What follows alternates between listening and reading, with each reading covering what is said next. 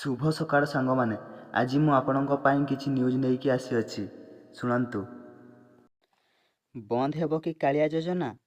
ବିଧାନସଭାର ଉପମୁଖ୍ୟମନ୍ତ୍ରୀ ତଥା କୃଷିମନ୍ତ୍ରୀ କନକବର୍ଦ୍ଧନ ସିଂହଦେଓଙ୍କ ବିବୃତ୍ତି ପରେ ଏନେଇ ଦ୍ୱନ୍ଦ୍ୱ ବଢ଼ିଛି।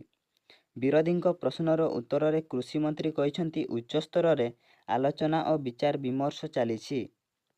ବିଜେଡି ବିଧାୟକ ଗୌତମ ବୁଦ୍ଧ ଦାସ ବିଭାଗୀୟ ମନ୍ତ୍ରୀଙ୍କୁ ପ୍ରଶ୍ନ କରି ପଚାରିଥିଲେ ଯେ ରାଜ୍ୟର କ୍ଷୁଦ୍ର ଓ ନାମମାତ୍ର ଚାଷୀଙ୍କୁ କାଳିଆ ଯୋଜନାରେ ପ୍ରଦାନ କରାଯାଉଥିବା ସହାୟତା ରାଶି ଏବଂ ଅନ୍ୟାନ୍ୟ ସୁବିଧା ଆଗାମୀ ଦିନରେ ଜାରି ରହିବ ନା ବନ୍ଦ ହୋଇଯିବ। ତେବେ ଯଦି ଜାରି ରହିବ ତେବେ କେବେ ଏହାର ପରିମାଣ ବୃଦ୍ଧି ପାଇବ ନେଇ ସରକାର କିଛି ନିଷ୍ପତ୍ତି ନେଇଛନ୍ତି କି? ଏହାର ଉତ୍ତରରେ କୃଷି ଓ କୃଷକ ସଶକ୍ତିକରଣ ମନ୍ତ୍ରୀ କନକବର୍ଦ୍ଧନ ସିଂହ ଦେଓ ଉତ୍ତର ରଖି କହିଛନ୍ତି ରାଜ୍ୟରେ କାଳିଆ ଯୋଜନା ସମ୍ପର୍କରେ ଉଚ୍ଚସ୍ତରରେ ଆଲୋଚନା ଓ ବିଚାର ଚାଲିଛି।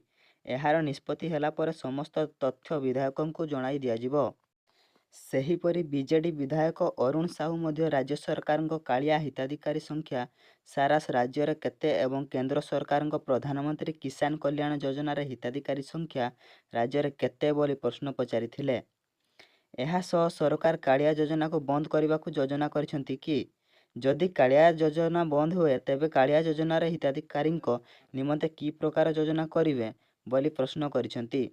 ଏହାର ଉତ୍ତରରେ କନକବର୍ଦ୍ଧନ ସିଂହଦେଓ କହିଛନ୍ତି ରାଜ୍ୟରେ କାଳିଆ ଯୋଜନାର ମୋଟ 45,67,524 ଜଣ କ୍ଷୁଦ୍ର ଓ ନାମମାତ୍ର ଚାଷୀ ଏବଂ 19,12,122 ଜଣ ଭୂମିହୀନ କୃଷି ପରିବାରଙ୍କୁ ଅନ୍ତର୍ଭୁକ୍ତ କରାଯାଇ ସହାୟତା ରାଶି ପ୍ରଦାନ କରାଯାଇଛି।